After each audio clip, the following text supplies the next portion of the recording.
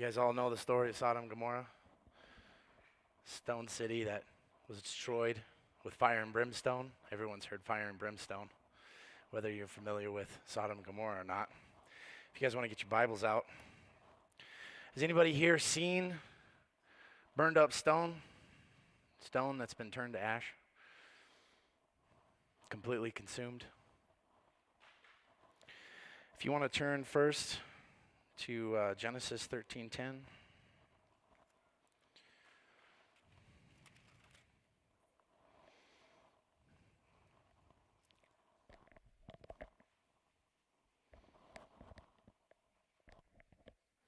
we're going back roughly about 4,000 years, give or take. So it's a long time ago. So in Genesis 13:10, it says, "And Lot lifted his eyes and saw all the plain of Jordan, that it was well watered everywhere, before the Lord destroyed Sodom and Gomorrah.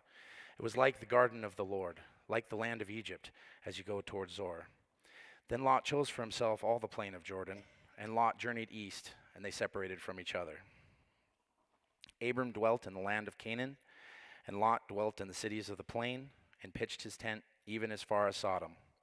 But the men of Sodom were exceedingly wicked and sinful against the Lord."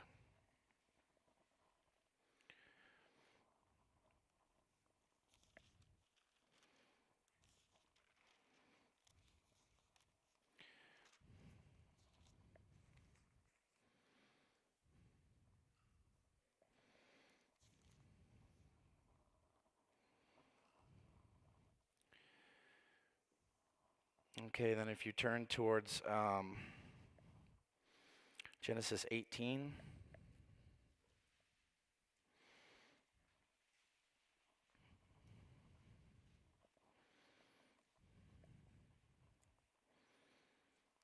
And starting in verse 16, it says, "Then the men rose from there and looked toward Sodom, and Abraham went with them to send them on the way. And the Lord said, Shall I hide from Abraham what I am doing? Since Abraham shall surely become a great and mighty nation, and all the nations of the earth shall be blessed in him. For I have known him in order that he may command his children and his household after him, that they keep the way of the Lord, and do righteousness and justice, that the Lord may bring to Abraham what he has spoken to him. And the Lord said, Because the outcry against Sodom and Gomorrah is great, and because their sin is very grave, I will go down now and see whether they have done altogether according to the outcry against it that has come to me, and if not, I will know." Then the men turned away from there and went toward Sodom. But Abraham still stood before the Lord. And Abraham came near and said, "Would you also destroy the righteous with the wicked? Suppose there are 50 righteous within the city. Would you also destroy the place and not spare it for the 50 righteous that were in it? Far be it from you to do such a thing as this, to slay the righteous with the wicked, so that the righteous should be as the wicked. Far be it from you. Shall not the judge of all the earth do right?" So the Lord said, "If I find in Sodom 50 righteous within the city, then I will spare all the place for their sakes." Then Abraham answered and said, "Indeed now, I who am but dust and ashes have taken it upon myself to speak to the Lord. Suppose there were 5 less than the 50 righteous. Would you destroy all the city for the lack of the 5? He said, If I find there 45, I will not destroy it." And Abraham keeps going and bargains with God all the way down to, what does he say? And for the sake of 10.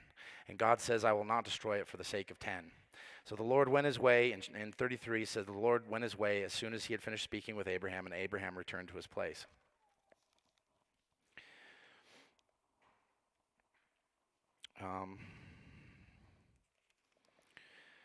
Then in 19, very next verse, "Now the 2 angels came to Sodom in the evening, and Lot was sitting in the gate of Sodom.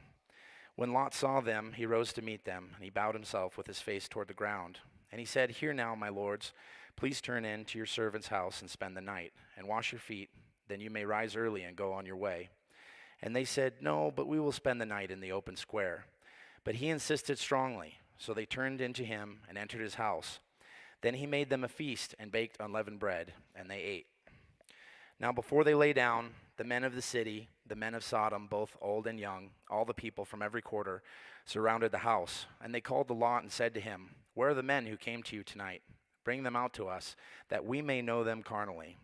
So Lot went out to them through the doorway, shut the door behind him, and said, Please, my brethren, do not do so wickedly.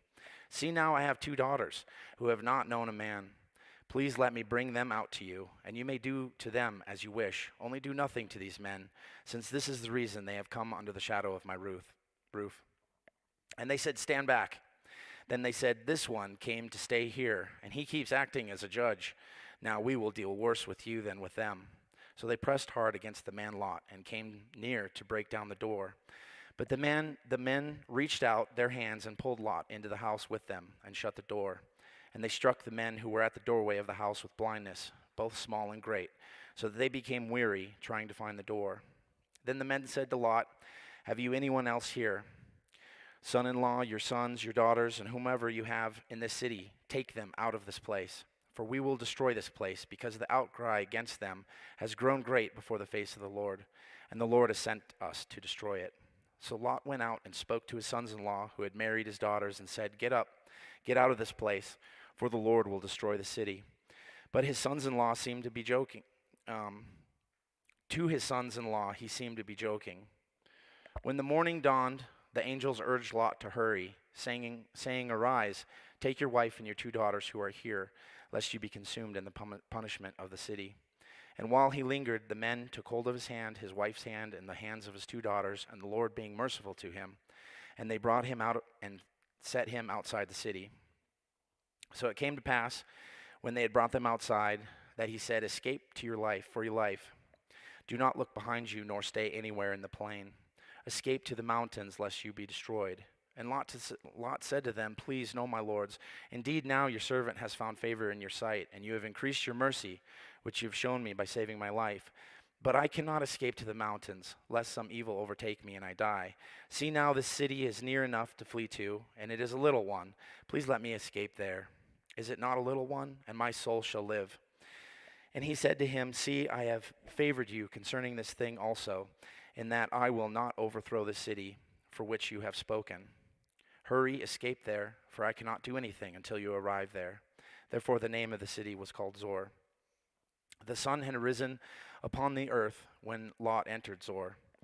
Then the Lord rained brimstone and fire on Sodom and Gomorrah from the Lord out of the heavens. So he overthrew those cities, all the plain, all the inhabitants of the cities, and what grew on the ground. But his wife looked back behind him, and she became a pillar of salt. And Abraham went early in the morning to the place where he had stood before the Lord. Then he looked toward Sodom and Gomorrah, and toward all the land of the plain. And he saw, and behold, the smoke of the land, which went up like the smoke of a furnace. And it came to pass, when God destroyed the cities of the plain, that God remembered Abraham, and sent Lot out of the midst of the overthrow, when he overthrew the cities in which Lot had dwelled. So there we have the destruction of the cities of the plain. There was more than one city that was destroyed. The 2 largest are Sodom and Gomorrah, or thought to be Sodom and Gomorrah. There are multiple locations around the Dead Sea that are very similar in, you could call it a geological formation. And what you have is, what we have described in the Bible is we have a place that is described as being plentiful, fertile, beautiful. The Bible refers to it, compares it to the Garden of Eden. And then there's the destruction. And so when we're going to look for the ruins of Sodom and Gomorrah, we're going to be looking for a place that should be completely desolate. If we want to turn, I have a couple more verses. Let's go to Lamentations 4:6.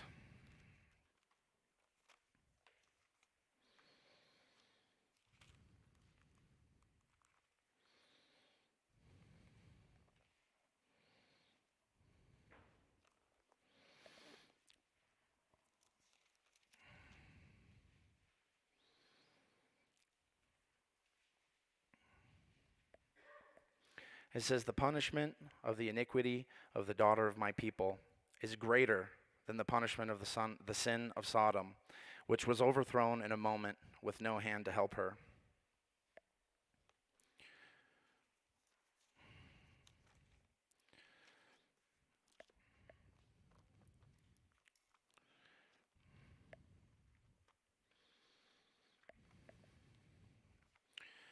And then if we want to turn to, I thought I had all these things marked.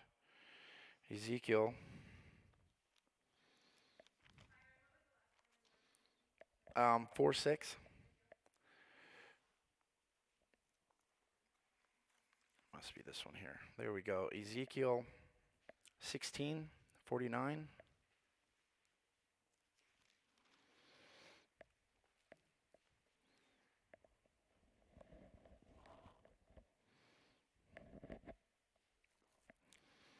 And it says, verse 49, or we could go to 48. It says, "As I live, says the Lord God, neither your sister Sodom nor her daughters have done as you and your daughters have done. Look, this is the iniquity of your sister Sodom. She and her daughter had pride, fullness of food, and abundance of idleness. Neither did she strengthen the hand of the poor and the needy. And they were haughty and committed abominations before me. Therefore I took them away as I saw fit." And then we can turn to Matthew 10.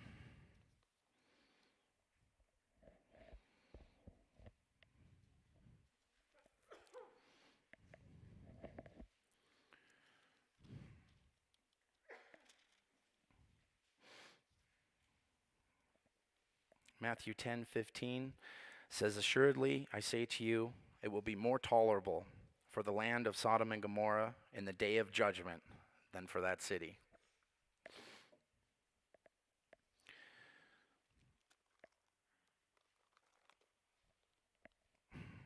And then Luke 17.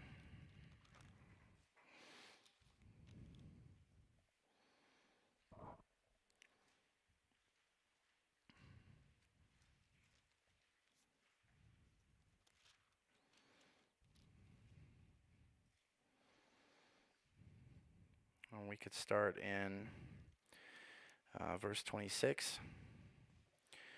And it says, "And as it was in the days of Noah, so shall it also be in the days of the Son of Man. They ate, they drank, they married wives.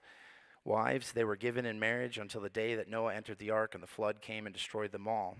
Likewise, as it was also in the days of Lot, they ate, they drank, they bought, they sold, they planted, they built. And on the day that Lot went out of Sodom, it rained fire and brimstone from heaven and destroyed them all. Even so will it be in the day when the Son of Man is revealed. In that day, he who is on the housetop and his goods are in the house, let him not come down to take them away. And likewise, the one who is in the field, let him not turn back. Remember Lot's wife. Whoever seeks to save his life will lose it, and whoever loses his life will preserve it." Then 2 Peter 2. Excuse me.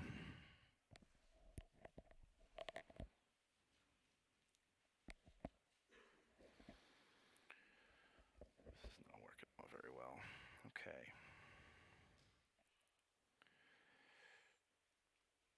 2 Peter 2:4 says, "For if God did not spare the angels who sinned, but cast them down to hell and delivered them into chains of darkness to be reserved for judgment, and did not spare the ancient world, but saved Noah, one of 8 people, a preacher of righteousness, bringing in the flood on the world of the ungodly, and turning the cities of Sodom and Gomorrah into ashes, condemned them to destruction, making them an example to those who afterward would live ungodly, and delivered righteous Lot, who was oppressed by the filthy conduct of the wicked.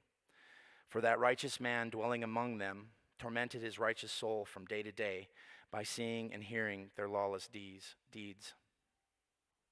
Then the Lord knows how to deliver the godly out of temptations and to reserve the unjust under punishment for the day of judgment, and especially those who walk according to the flesh in the lust of uncleanness, and despise authority. They are presumptuous, self-willed. They are not afraid to speak evil of dignitaries. I guess I went a little farther than I needed to there. No, that was right where I said. Okay, then we want to go one last one. Jude 1, verse 7.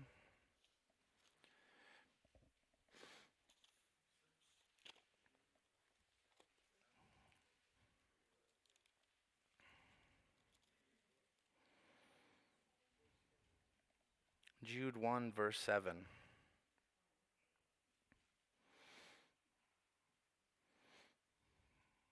Or we could go to verse 6. And the angels who did not keep their proper domain, but left their own abode, he has reserved in everlasting chains under darkness for the judgment of the great day. As Sodom and Gomorrah and the cities around them in a similar manner to these, having given themselves over to sexual immorality and gone after strange flesh, as set forth as an example, suffering the vengeance of eternal fire.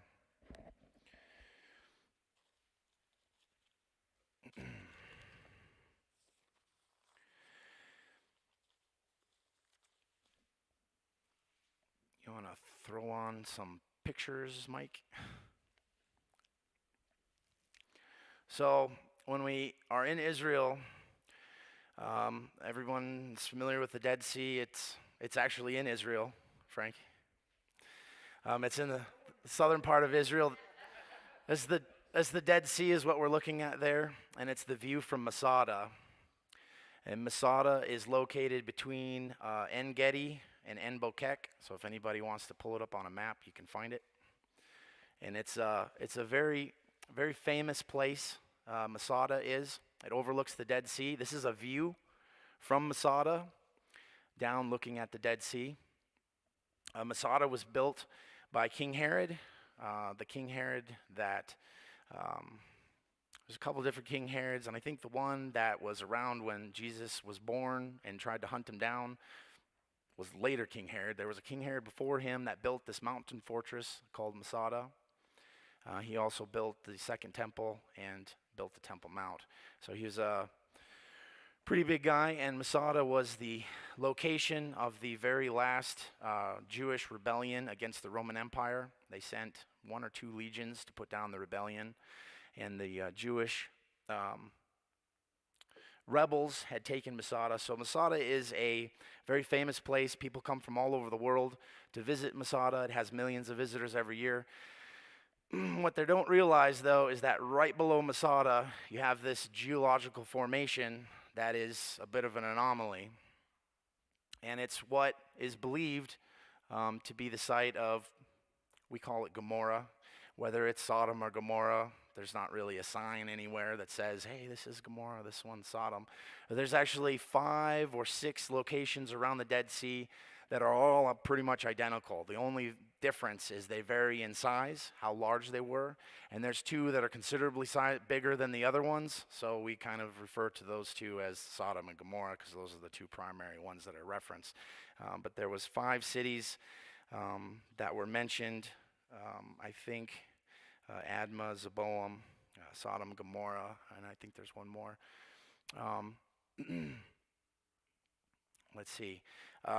Josephus, who was a Jewish historian who was there for the revolt of the Jewish rebels at Masada, he recorded in his writings when he was there, he makes reference to the ruins of Sodom and Gomorrah being, and this was 2,000 years ago, so it was 2,000 years after the destruction of Sodom and Gomorrah. Josephus writes that he could recognize ruins somewhere in this vicinity.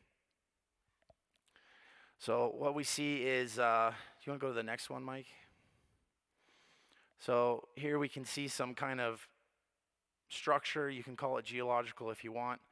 When you take limestone or calcium carbonate and you start heating it up in the presence of sulfur, what you end up getting is calcium sulfate. And when it burns up completely in the presence of sulfur, you get calcium sulfate ash. And within the confines of these areas, I know to me, when I first saw them, I thought it reminded me, I'm from North Dakota and near the Badlands. If anybody's been to the Badlands, you guys have some similar areas around here that are really similar, especially over by Riverton. That's what it struck me as. And so when I went trudging through these, I was looking for, rocks and dirt and any kind of, and you just can't, it's not there. All it is ash. You're walking on piles and piles of ash. And you can kind of see that there's these three structures are pretty distinct in what we call Gomorrah. This is right below Masada. The furthest one, I don't have my laser pointer this time.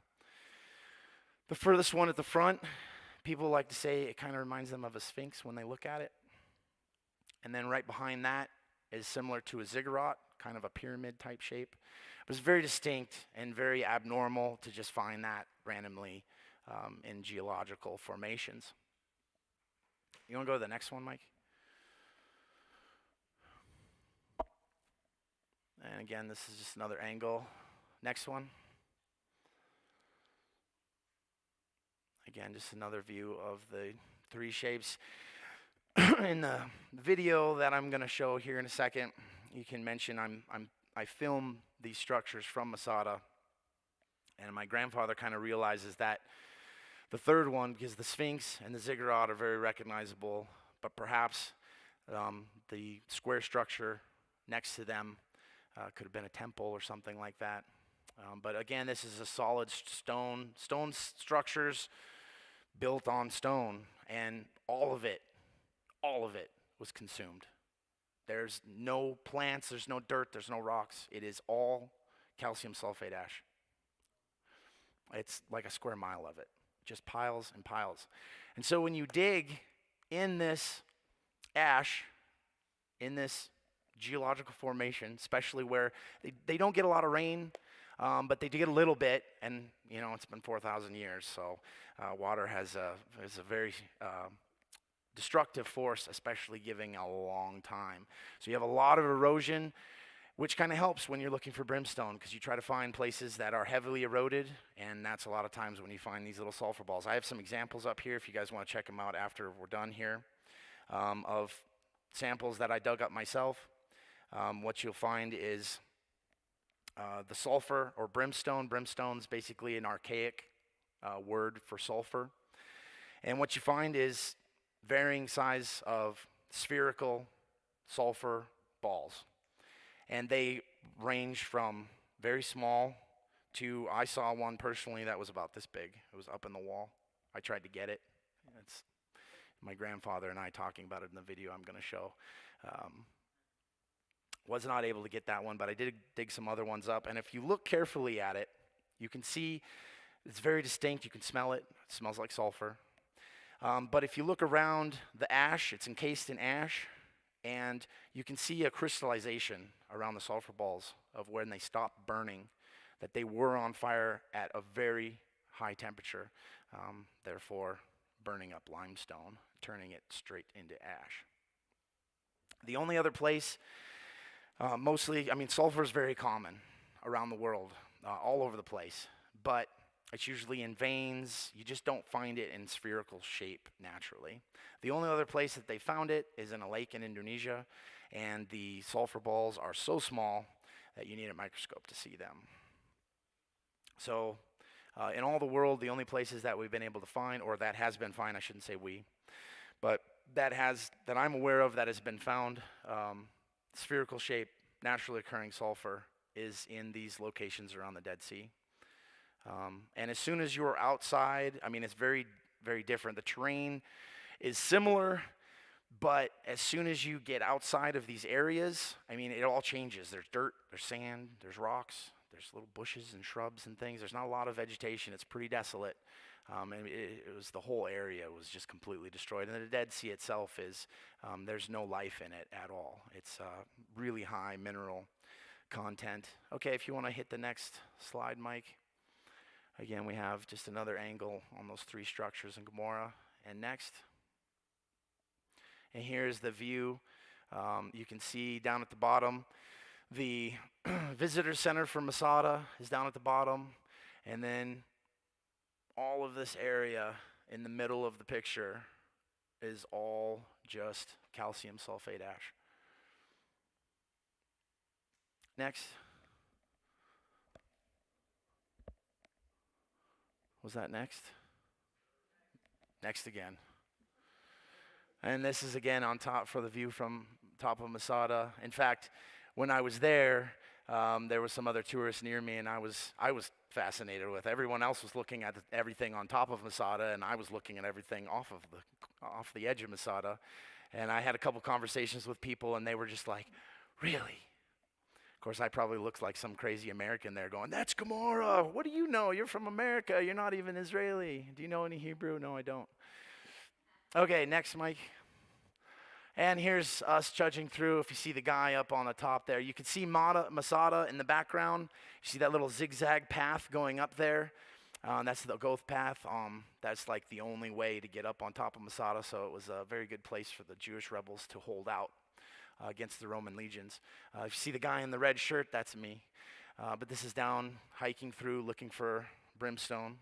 If you want to go to the next one, Mike. Another view. Next. Here you can see the impact of the sulfur balls. It's not necessarily the greatest picture. You want to go next one, Mike? You can see the layers of the ash that's been compacted. I mean, completely consumed, and then over 4,000 years, it's compacted down pretty good. You want to go to the next one, Mike? There you can see the sulfur balls in the ash. You can see that it's been incredibly hot. You can see the differences in the textures as it settled. But all of that is just layers and layers of calcium sulfate ash. Next.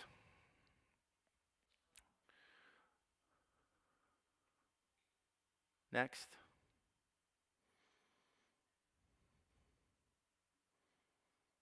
Next.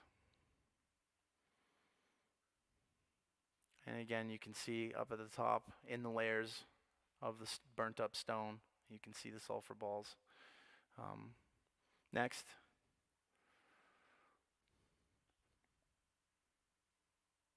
Next. Oh, that's just fun. Next. Oh, there's the video. All right, let's do the video. Okay? We'll pause it for a second. You get a shot of the video footage. So you're gonna have to bear with me. It's windy. You can't necessarily hear things, but I just wanted to give you kind of an example. We start out with the view. Again, I'm filming from the top of Masada down at Gomorrah, and let it go. You get a shot of the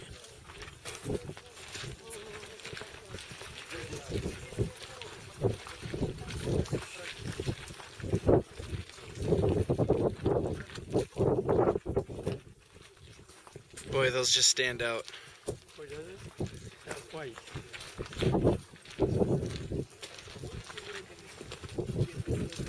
See, it looks like 3 structures there, Byron.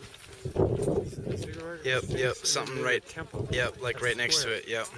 You see that? Yeah.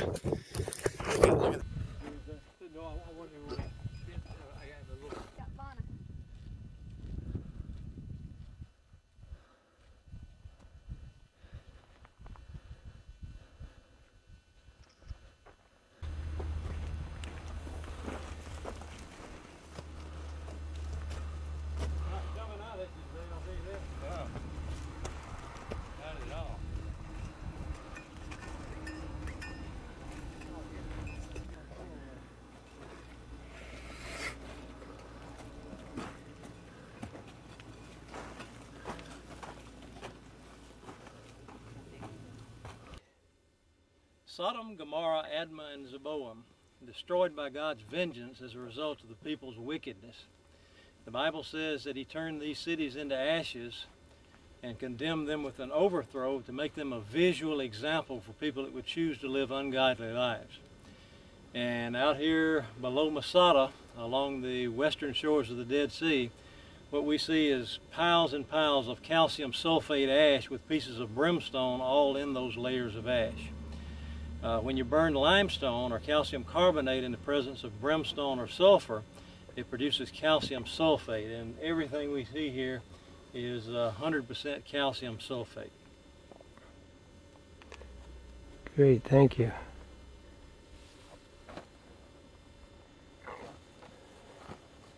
If you get on the other side of this thing Yes. and shoot back, you can get kind of a good zoom of the Sphinx and the ziggurat at the same time. If you kind of get over here on the other side.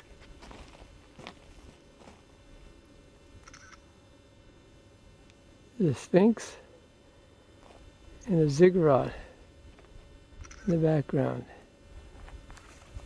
And the Dead Sea.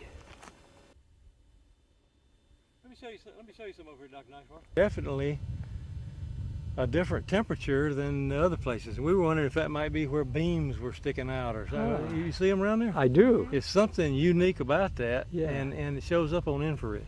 Huh. That's I got the Yeah, infrared definitely. camera to work on the Noah's Ark site because we ought to be able to see a difference between the rib timbers and the matrix material. yes. Okay, great.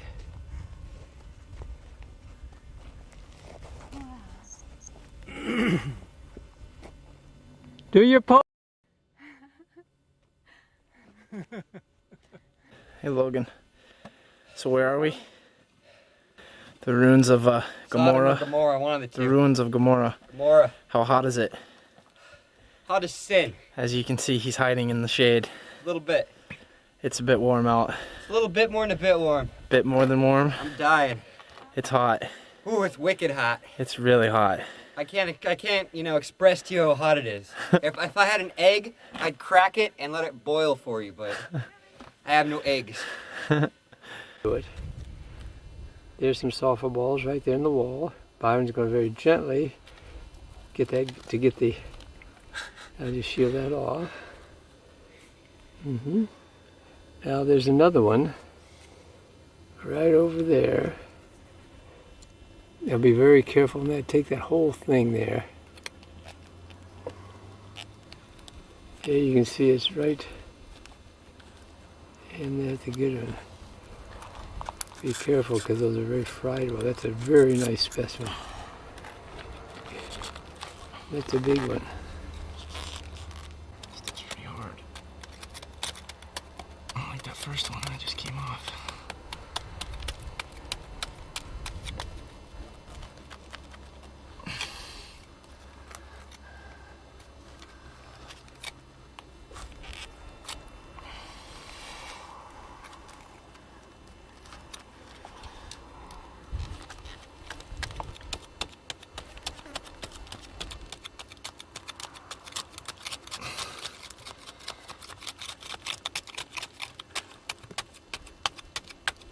You left there.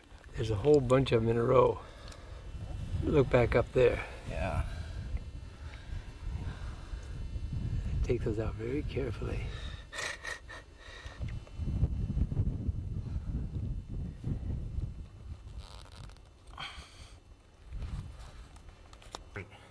Okay. Ready for me to break it out? Yeah.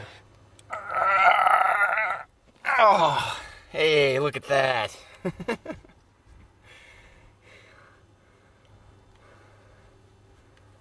That's a good specimen. Look right where it came out there. Byron, good job. We got it.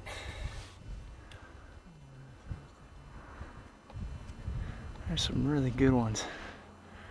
Right up there, just out of reach.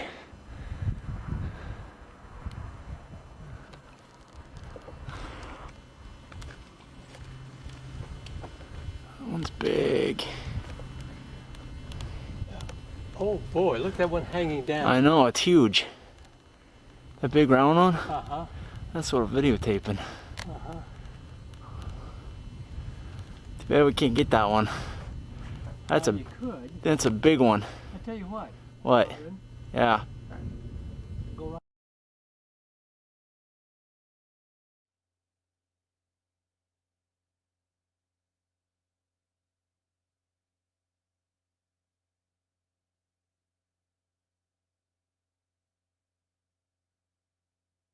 It was like 108 degrees there. It was so hot. As you saw from my cousin, he would not go come out of the shadows. It was too hot for him.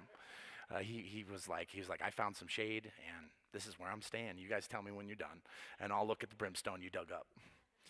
And so I went up on top and got to where my grandfather was standing below, and that was like 20, 25 feet up high. And so I'm looking over the edge, and he's like, oh, it's right there. You just reach down. So I'm reaching over, and I just couldn't quite reach it. So then when I stood back up, all I got from my efforts was a bloody nose. And I was wearing a white T-shirt, so I had blood all over me. That's what I got from my efforts. But anyhow, the piece that you saw me pulling out, breaking it off, is right over here, as well as some other ones. So that's pretty much what I've got for you guys. Anybody have any questions?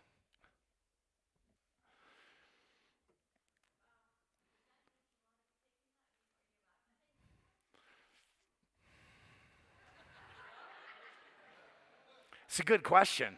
I don't know. Both times I was in Israel. The first one was in 2006. That's one that I have the video from.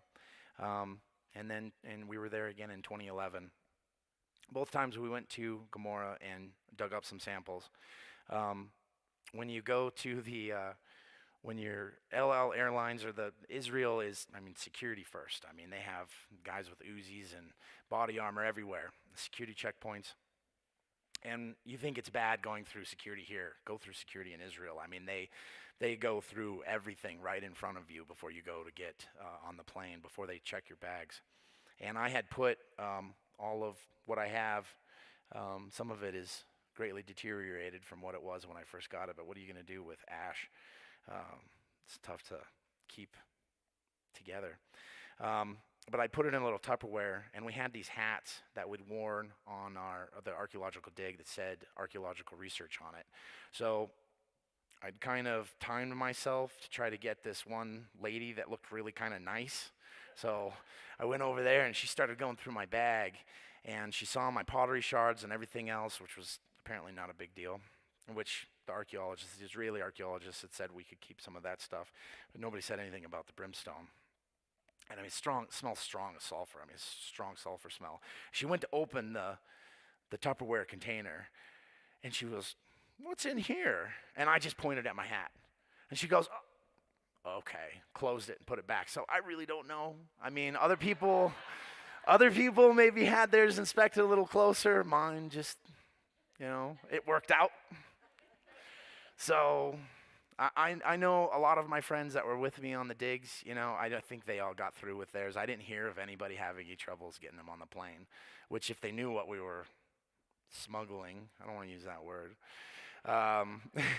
what we found and we're taking home with us, if they knew how hot it burned. I wasn't able to locate the video, but I've seen a video of somebody putting a piece of the sulfur on a spoon and lighting it on fire, and it melted the stainless steel spoon. So it burns very hot.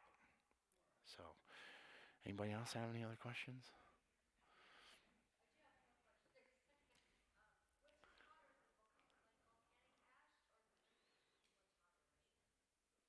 I have no idea. I am not a scientist. But Google will probably give you an answer on that one. The one thing that I will point out that I meant to is that in this area of the Dead Sea, there is no geothermal activity. Like you guys are familiar with Yellowstone being here, even just down the street from us. Geothermal sulfur, you've been to the hot springs, it smells like sulfur. Exactly the same as it smells in Gomorrah. But in Israel, there's no volcanoes, there's no hot springs. There's none of that stuff. So that's just another indication that this is a unique geological formation. So, anybody think of anything else?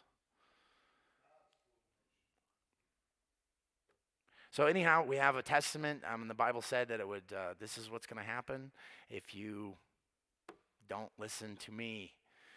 You will be destroyed by fire. And we're told that, I think 2 Peter chapter 3 says that the earth will be destroyed in fire, same way as Sodom and Gomorrah. So there's that. Thank you very much.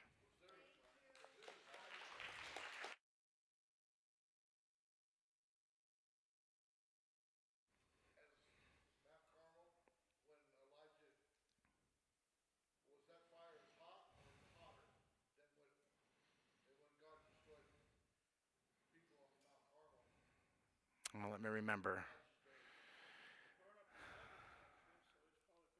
Probably pretty hot. I would say that if God wants to burn something with his fire, it's going to be hot. That'd be my... If I was a gambling man, I'd put money on God's fire as being hotter than man's fire. But that's just my, Anything else? All right, thanks, guys.